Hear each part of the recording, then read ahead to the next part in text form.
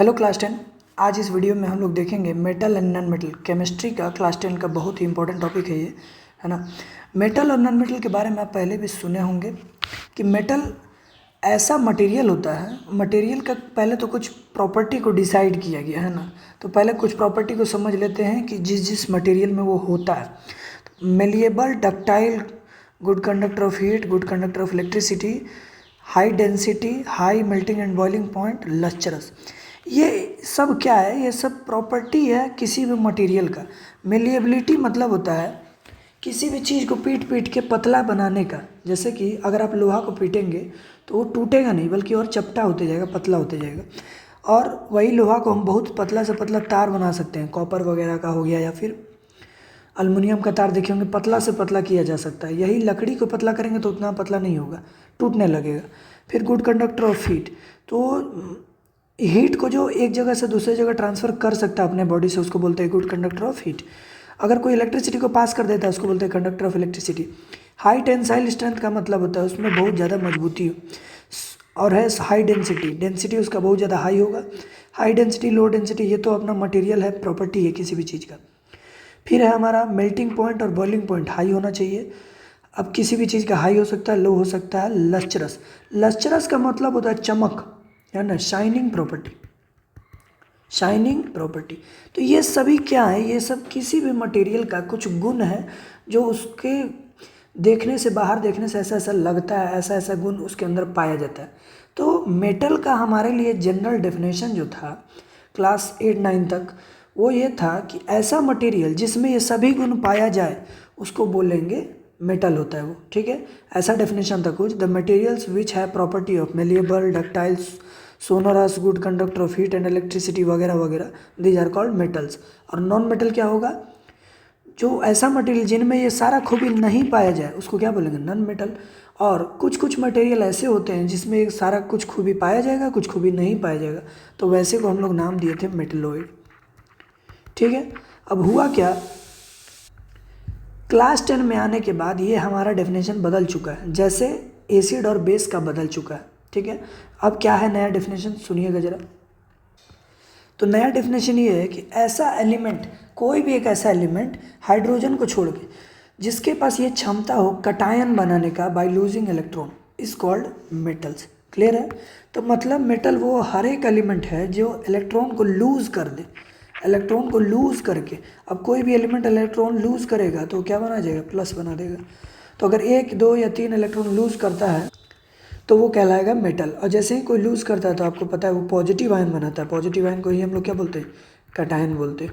ठीक है, अब आते हैं मेटल के फिजिकल प्रॉपर्टी पे हैं। तो ये सब जो गुण के बारे में डिफाइन किया गया था जूनियर सेशन में, वो सब उसका डेफिनेशन नहीं है बल्कि ये क्या है? फिजिकल प्रॉपर्टी है। ठीक है, पहला देखते हैं मेलिएबल। ये सारा वर्ड तो आप जानते होंगे, अब ये डेफिनेशन कोई नहीं पूछता क्लास 10 में आके। बस इसके बारे में आपको याद ये रखना है, कुछ स्पेशल बात याद रखना है।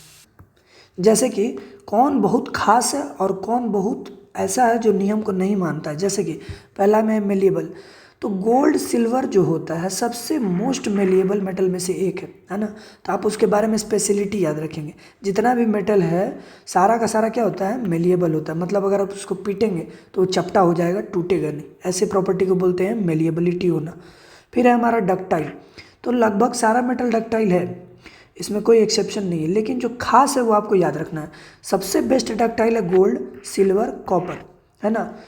गोल्ड, सिल्वर, कॉपर बहुत ज़्यादा डक्टाइल होता है। आप कितना भी पतला करेंगे ये टूटेगा नहीं, बहुत पतला हो सकता है, वायर बन सकता है। अब सवाल ये उठता है कि सर डक्टाइल वाले प्रॉपर्टी की वजह से हम लोग वायर बनाते हैं, तो गोल्ड और सिल्वर का वायर क्यों नहीं बनाते हम लोग, है ना। तो बड़ा ही समझने वाला बात है कि गोल्ड और सिल्वर का अगर हम लोग वायरिंग करेंगे घर में तो जितना का बिजली बिल नहीं आता उससे ज़्यादा वो वायरिंग में ही खर्च पड़ जाएगा हम लोग को, है ना। और बहुत कॉस्टली होता है। और ये इंडिया है, आज लगाइएगा और कल चोर लोग चुरा लेके चला जाएगा। इसीलिए थोड़ा सा इसे नहीं करते हम लोग कॉपर और एल्युमिनियम का ज़्यादा इस्तेमाल करते हैं। ठीक है, क्योंकि वो डक्टाइल भी है और गुड कंडक्टर ऑफ इलेक्ट्रिसिटी भी है और साथ ही साथ सस्ता भी है। अगला है गुड कंडक्टर ऑफ हीट हमारा।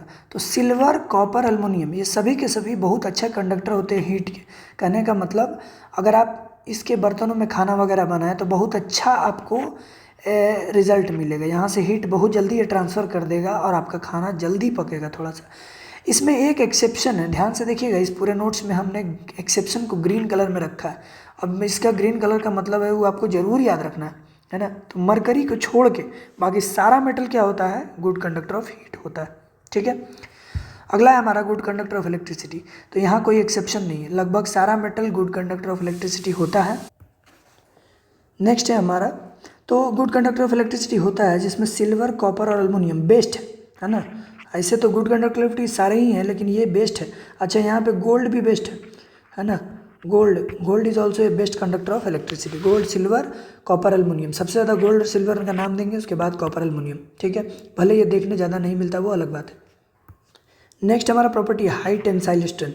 ये हाई टेंसाइल स्ट्रेंथ का मतलब होता है कि ये बहुत मजबूत होता है अपने आप में, है ना। कितना भी तोड़िए मरोड़िए ये टूटता नहीं है जल्दी। ठीक, तो इसमें सारा का सारा मेटल मजबूत ही होता है, स्ट्रॉन्ग होता है बहुत अंदर से, कुछ को छोड़ के। वो कुछ क्या है, सोडियम और पोटेशियम है। आप ये सुने होंगे कि सोडियम और पोटेशियम को हम लोग चाकू से भी काट सकते हैं, है ना। चाकू से अगर काटेंगे तो वो कट जाएगा, जैसे फ्रूट कट जाता है। ठीक है, मतलब सोडियम पोटेशियम उतना हार्ड नहीं होता, उतना ज़्यादा मजबूत नहीं होता अंदर से। ठीक है, बाकी सभी का सभी मजबूत होते हैं। तो इसीलिए आपको सोडियम और पोटेशियम याद रखना है। आपको सवाल पूछ देगा एक्सेप्शन में, बताइए कौन सा ऐसा मेटल है जो कि हार्ड नहीं है, हाई टेंसाइल स्ट्रेंथ जिसके पास नहीं है। अक्सर एक्सेप्शन से ही उठा के पूछता है। आप यहाँ देख सकते हैं सोडियम और पोटेशियम है ना, इसको चाकू से काटा जा सकता है, ये काट रहा है, ये कट जा रहा है। ठीक है, ये एक्सेप्शन। अब हम लोग देखते हैं नेक्स्ट प्रॉपर्टी है सॉलिड स्टेट। जितने भी मेटल्स होते हैं, all metals are solid except Hg। Hg किसका है, मरकरी का सिंबल है। तो मरकरी क्या होता है, लिक्विड स्टेट में पाया जाने वाला एकमात्र ऐसा मेटल है। बाकी सभी के सभी क्या हैं, सॉलिड स्टेट में पाए जाते हैं। अच्छा, मरकरी के बारे में कुछ और भी बात आपको याद रखना पड़ेगा। मरकरी जो होता है हीट के प्रति बहुत सेंसिटिव होता है ना। जैसे ही मरकरी को अगर आप छूने जाएंगे तो वो थोड़ा सा आगे खिसक जाएगा। ठीक है, क्योंकि वो हीट बर्दाश्त नहीं करता, हीट से आगे बढ़ जाए। तो मरकरी के इसी बिहेवियर के कारण इसको हम लोग थर्मामीटर में यूज़ करते हैं, है ना। थर्मामीटर में क्या होता है, ग्लास के अंदर हल्का सा पतला सा मरकरी का लिक्विड मेटल डाल दिया जाता है। अब ये जितना ज़्यादा गर्म से ये टच होगा उतना ज़्यादा ये ऊपर भागेगा, है ना। अब होता क्या है कि किसी व्यक्ति को बुखार है तो अंडर आर्म्स में या माउथ में रखने के बाद जितना भी इसका बॉडी का टेम्परेचर है, वो टेम्परेचर को ये गेन करके ये हाइट ऊपर बढ़ता है। जितना ज़्यादा हाइट ऊपर बढ़ता है उस हिसाब से यहाँ मार्किंग कर दिया गया है, इतना डिग्री इतना डिग्री इतना डिग्री बुखार होता है। जितना ज़्यादा बॉडी गर्म उतना ज़्यादा बुखार, है ना। तो ये मरकरी के बारे में जानने वाला चीज़ है। ठीक, नेक्स्ट है हमारा हाई डेंसिटी। जितने भी मेटल होते हैं सबका डेंसिटी बहुत हाई होता है। फिर से एक्सेप्ट हमारा सोडियम और पोटेशियम। अगर इसका डेंसिटी हाई होता तो ये हाई टेंसाइल स्ट्रेंथ ना होता, इसीलिए वहाँ भी एक्सेप्शन था तो यहाँ भी रहेगा। इसका डेंसिटी ज़्यादा हार्ड नहीं होता है, बड़ा कम होता है और मेटल के मुकाबले। ठीक है, नेक्स्ट है हमारा they are high melting and boiling point. जितने भी मेटल्स हैं उसका मेल्टिंग और बॉइलिंग पॉइंट बहुत ज़्यादा हाई होता है। बॉइलिंग पॉइंट तो खैर छोड़ ही दीजिए, क्योंकि किसी भी मेटल को लिक्विड में ले जाना ही बड़ा मुश्किल बात है, तो बॉयल करना तो बहुत मुश्किल बात है। खैर, दे आर लस्चरस। ये लस्चरस वर्ड बड़ा इंपॉर्टेंट है। लस्चरस का मतलब होता है शाइनिंग प्रॉपर्टी। शाइनिंग प्रॉपर्टी, चमकने वाला प्रॉपर्टी को हम लोग क्या बोलते हैं, लस्चरस बोलते हैं। अब इसमें एक्सेप्शन ज़्यादा नहीं है क्योंकि सारा मेटल लगभग अच्छा चमकता ही है, लेकिन इसमें खूबी वाला मेटल जरूर है। वो खूबी वाला मेटल है हमारा सिल्वर, गोल्ड और प्लेटिनम। ये तीनों ऐसा मेटल है जो सिर्फ ज़्यादा फेमस है अपने सुंदर चमकने के कारण है। तो तीन ऐसा मेटल है जो लस्चरस प्रॉपर्टी के कारण बहुत ज़्यादा महंगा है और बहुत ज़्यादा फेमस है। एक और कारण से महंगा होता है अपने सुंदर चमकदार के कारण, और अगला रीज़न है कि इसमें जल्दी जंग नहीं लगता है, और एक और रीज़न है कि ये तीनों का तीनों बड़ा कम पाया जाता है अर्थ पे, है ना, इसीलिए इसका ज़्यादा डिमांड है। ठीक है, तो ये हमारा हो गया मेटल के बारे में कुछ फिजिकल प्रॉपर्टी। यहाँ से आप पूरा जरूर याद रखेंगे, एक आध MCQ उठ जाता है, कहीं से भी पूछ सकता है सवाल। अच्छा, कुछ मेटल्स के टाइप यहाँ पे दिए हुए हैं, आप थोड़ा सा पिक्चर देख के आप अपने आप को, है ना, समझ सकते हैं कि कौन सा किस टाइप का मेटल होता है। ठीक है, आगे हम लोग बढ़ते हैं केमिकल प्रॉपर्टीज़ ऑफ मेटल पे। तो मेटल का केमिकल प्रॉपर्टीज़, अगर आप थोड़ा बहुत एसिड बेस सॉल्ट या चैप्टर 1 से पढ़े होंगे तो आपको हल्का फुल्का रिएक्शन का आइडिया हो जाएगा। आपको पता चल गया होगा केमिकल प्रॉपर्टीज़ ऑफ मेटल का मतलब केमिकल रिएक्शन पढ़ाने वाला है। ठीक है, अब पढ़ने जा रहे हैं हम लोग केमिकल रिएक्शन। तो मतलब मेटल किस किस चीज़ के साथ रिएक्ट कर सकता है। तो पहला रिएक्शन है हमारा मेटल रिएक्शन विथ वाटर। याद रखना है आपको एक फॉर्मूला के जैसा, उसके बाद आपको खुद से रिएक्शन लिखना बनाना है। तो मेटल रिएक्ट विथ वाटर, जब भी मेटल वाटर के साथ रिएक्ट करेगा वो बनाएगा मेटल ऑक्साइड या फिर मेटल हाइड्रोक्साइड, और हाइड्रोजन गैस हमेशा रिलीज करेगा। आपको ये बात तो पता होगा कि हाइड्रोजन गैस को चेक करने का क्या तरीका होता है, तो पॉपिंग साउंड होता है, ये आप पहले सुन चुके हैं, है ना। तो मेटल विथ वाटर क्या बनाएगा, या तो मेटल ऑक्साइड या तो मेटल हाइड्रोक्साइड। अब कब कौन बनाएगा उसके लिए आपको याद रखना होगा कि जब मेटल बहुत हाई रिएक्टिव नेचर का होगा तो वो वाटर के साथ रिएक्ट करके ऑक्साइड नहीं हाइड्रोक्साइड बनाएगा, और जब नॉर्मल मेटल होगा तो वो मेटल ऑक्साइड बनाएगा, हाइड्रोक्साइड नहीं बनाएगा। ठीक है, याद रहेगा ये बात। तो यहाँ रिएक्शन में आप देख सकते हैं एग्जाम्पल बहुत सारे मेटल का लिखा हुआ है पानी के साथ। तो सोडियम लिखा हुआ वाटर के साथ, यहाँ कोल्ड वाटर लिखा हुआ है। ये कोल्ड हॉट ये सब क्या है, धीरे धीरे समझते हैं इसको। कहने का मतलब ये है कि सोडियम अगर आप ठंडा पानी से रिएक्ट कराएंगे तो भी कर जाएगा, तो गर्म से तो करेगा ही, जाहिर सी बात है ना। तो कोल्ड लिखने का मतलब यही है कि ठंडा पानी से भी रिएक्ट कर जाता है। अच्छा, जब ये सोडियम कैल्शियम और मैग्नीशियम, सोडियम कैल्शियम सॉरी, ये दोनों अगर आप रिएक्ट कराते हैं पानी के साथ तो ये देखिए मेटल ऑक्साइड ना बना के मेटल हाइड्रोक्साइड बना रहा है ना। आपको शुरू में ही समझाते हैं, जो बहुत ज़्यादा हाई रिएक्टिव होगा वो क्या करेगा, मेटल ऑक्साइड ना बना के मेटल हाइड्रोक्साइड बनाएगा और साथ ही साथ हाइड्रोजन गैस रिलीज कर देगा। ठीक है, लेकिन बाकी सभी जो मेटल हैं वो सभी के सभी मेटल ऑक्साइड बनाएंगे, ना कि हाइड्रोक्साइड। तो नेक्स्ट है हमारा magnesium, aluminium, zinc, iron, copper, ये सभी के सभी वाटर से रिएक्ट करके देख सकते हैं कि ऑक्साइड ही बना रहा है अपना अपना, है ना। अब किसी किसी बच्चों को दिक्कत होता है कि सर Mg के साथ O लिख रहे हैं लेकिन Al2 के साथ Al2O3 लिख दे रहे हैं, तो ये फॉर्मूला ऐसा क्यों बन रहा है, क्यों AlO नहीं बन रहा है।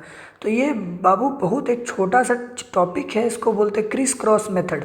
अगर आपको क्रिस क्रॉस नहीं आता है तो मेरे क्लास 9 का वीडियो हल्का सा आप देख लीजिए, और नहीं है अगर तो आप थोड़ा कहीं से इसको सीख लीजिए, उसके बाद आपको प्रोडक्ट गेस करने में बड़ा आसानी होगा, रटना नहीं पड़ेगा, है ना। तो अल्युमिनियम का चार्ज होता है यहाँ पे Al3+ और ऑक्सीजन का होता है O2-, क्रिस क्रॉस कर देना है तो प्रोडक्ट क्या बन जाएगा, Al2O3। आपको इतना पता है कि मेटल का ऑक्साइड बनाना है सब में, है ना। बस फॉर्मूला क्या होगा ये आपको थोड़ा सा क्रिस क्रॉस लगा के ही आएगा अच्छे से। हम पहले वीडियो से ही सजेस्ट करते हैं, जब आप क्लास 10 का केमिस्ट्री स्टार्ट कर रहे हैं उसी समय आपको 2 बात 3 बात अच्छे से आना चाहिए। एक तो है आपका क्रिस क्रॉस मेथड, और दूसरा हमारा कॉमन नेम आपको याद होना चाहिए।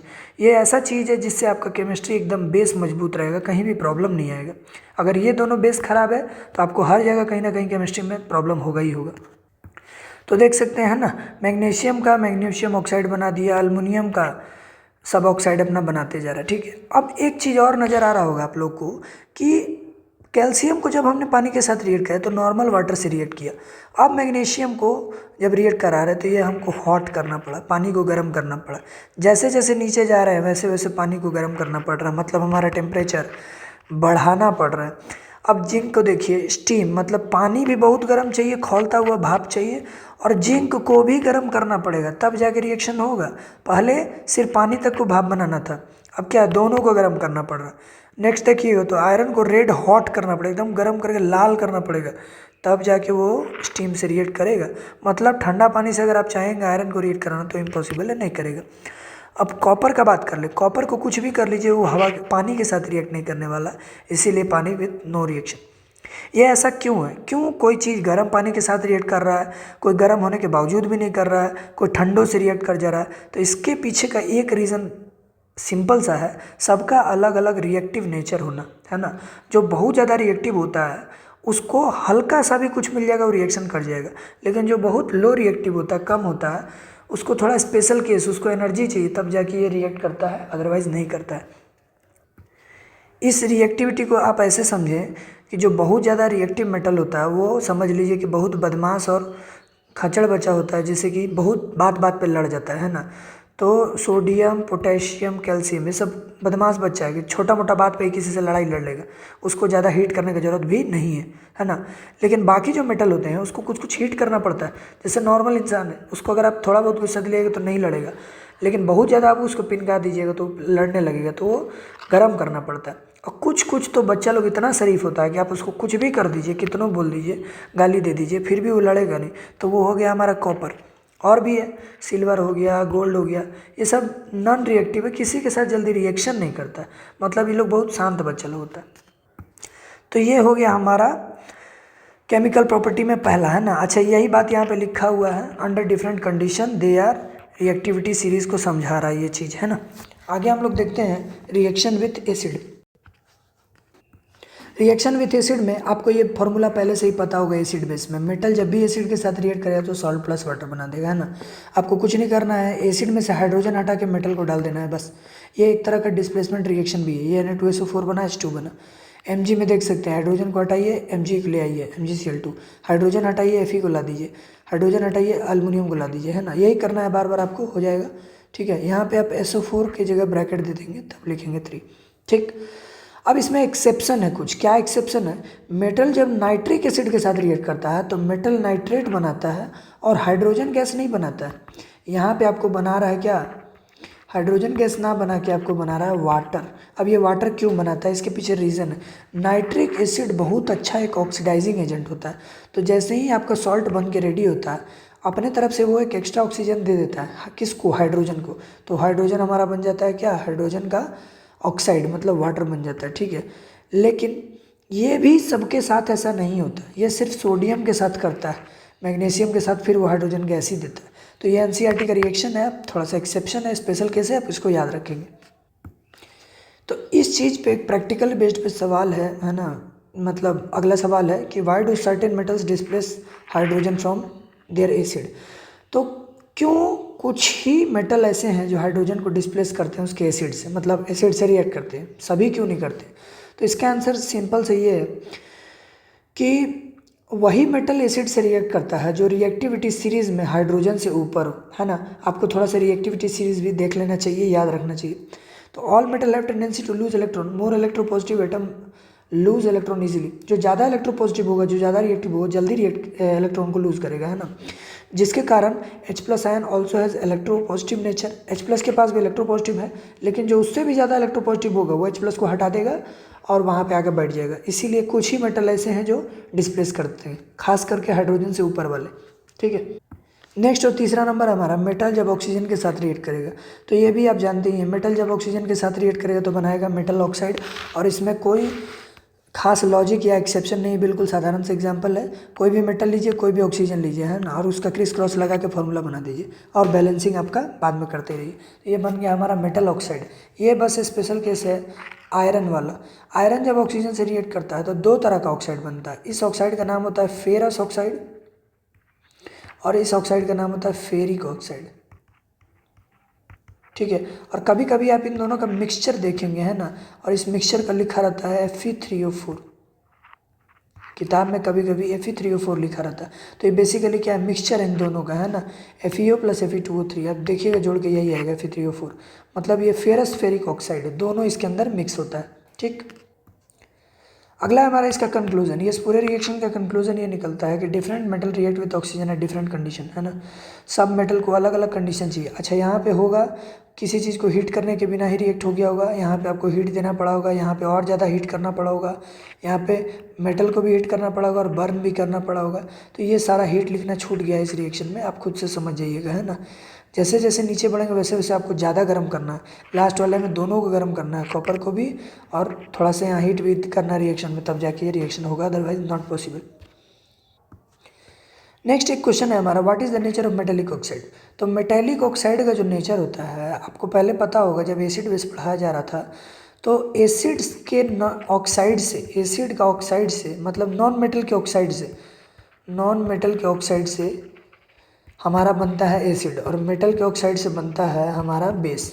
ठीक है, तो आपको यहाँ पता चल गया होगा कि मेटेलिक ऑक्साइड किस नेचर का होता है, तो आंसर है बेसिक नेचर का होता है ना, हाईली इलेक्ट्रोपॉजिटिव और बेसिक नेचर का एग्जाम्पल।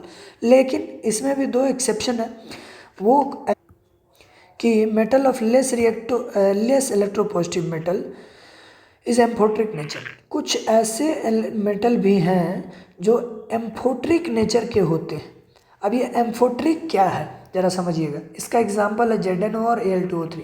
मात्र दो ही एग्जाम्पल आपको पढ़ना है जो एम्फोट्रिक ऑक्साइड होता है। एम्फोट्रिक वर्ड का मतलब है कि जो ऑक्साइड एसिड के साथ साथ बेस जैसा भी बिहेवियर दिखाए, दोनों बिहेवियर जो दिखाता है उसको हम लोग बोलते हैं एम्फोट्रिक ऑक्साइड। आप इसको याद रखेंगे, दो मुँह हुआ सांप, है ना, मतलब ये दोनों तरफ मुंह खुला रखता है, एसिड भी है और ये बेस भी है। कैसे है चलिए देखते हैं। पहला है हमारा ZnO, है ना, तो ZnO मेटालिक ऑक्साइड है इसलिए बेसिक होगा, इसमें कोई ज़्यादा सोचने वाला बात नहीं। बेसिक बिहेवियर के लिए आपको करना क्या है, इसको आप एसिड से रिएक्ट करा दीजिए। अगर रिएक्शन करके सॉल्ट या वाटर दे दिया मतलब पक्का ये कैसा रहा होगा, बेसिक नेचर का रहा होगा, क्योंकि सामने वाला आपका क्या है, एसिड। एसिड के साथ कोई एसिड तो रिएक्ट नहीं करेगा, बेसिक करेगा। तो यहाँ पे साबित होता है कि जिंक सल्फेट और वाटर बना रहा है, मतलब ये बेसिक नेचर का ही है। अब स्पेशल केस तो ये हुआ ना कि जब ये एसिडिक बिहेवियर दिखाने लगे, तो ये एसिडिक बिहेवियर तब दिखाएगा जब इसके सामने कोई आप स्ट्रॉन्ग बेस रख दे। तो NaOH एक स्ट्रॉन्ग बेस है, अब इसके सामने हम ZnO रखते हैं। अगर ये खुद भी बेस होगा तो रिएक्शन नहीं करेगा, लेकिन यहाँ पे जब देखा कि इसके सामने वाला इससे भी ज़्यादा स्ट्रॉन्ग बेस है तो ये अपना पार्टी बदल लिया। पार्टी बदल के क्या बन गया, एसिड बन गया, है ना। इसको बस रिएक्शन करके स्टेबल होने से मतलब है। तो ये एसिड बन गया उस समय के लिए, और हमारा एक सॉल्ट बन गया, उसका नाम है Na2ZnO2। इस सॉल्ट का नाम है सोडियम जिंकेट, है ना, और साथ में वाटर। तो ये जो सॉल्ट बना है थोड़ा बड़ा और कॉम्प्लेक्स सॉल्ट है। ये सॉल्ट बना है तभी पॉसिबल है जब बेस के साथ कोई एसिड हो। तो ZnO यहाँ पे साबित क्या हो गया कि ये एसिडिक नेचर का है। अब आप देख लीजिए, पक्का ये दो मुँह सांप ही है। H2SO4 को देखा तो बेस बन गया, और NaOH को देखा तो एसिड बन गया, इसीलिए इस नेचर का नाम है एम्फोट्रिक नेचर। ठीक उसी तरह हमारा एल्युमिनियम का ऑक्साइड भी है ना। जब ये एल्युमिनियम का ऑक्साइड सल्फ्यूरिक एसिड को देखता है तो खुद बिहेव करता है बेसिक नेचर का, क्योंकि मेटल से आया है तो बेसिक नेचर तो इसमें होगा ही। तो ये बना देता है एल्युमिनियम सल्फेट, है ना। अब एल्युमिनियम सल्फेट एक सॉल्ट है और एल्युमिनियम टकरा के आया है किससे, एसिड से, मतलब ये पक्का ये बेसिक रहा होगा तभी ये रिएक्शन पॉसिबल है। यहाँ आते हैं जरा, जब इसको रखा गया बेस के सामने, NaOH बेस के सामने, तो ये दिखाने लगा थोड़ा देर के लिए अपना पार्टी बदल के क्या बन गया, एसिड बन गया। अब जाहिर सी बात है एसिड और बेस मिलके एक सॉल्ट बना देगा, तो ये हमारा बन गया सोडियम एल्यूमिनेट, है ना, और ये साथ में वाटर। एक बात खास ये है कि ये अपना एसिडिक नेचर तभी दिखाएगा जब इसके सामने वाला कोई बेस बहुत स्ट्रॉन्ग हो। बेस बहुत स्ट्रॉन्ग है, ऐसा नहीं है कि किसी के सामने अपना पार्टी बदल लेगा। इसके सामने वाला बेस बड़ा मजबूत बेस होना चाहिए, तो वो मजबूत बेस हमारा कॉस्टिक सोडा ही है, NaOH। तो ये स्पेशल केस है, इस रिएक्शन को आप याद रखिएगा, ये आता है एग्जाम में।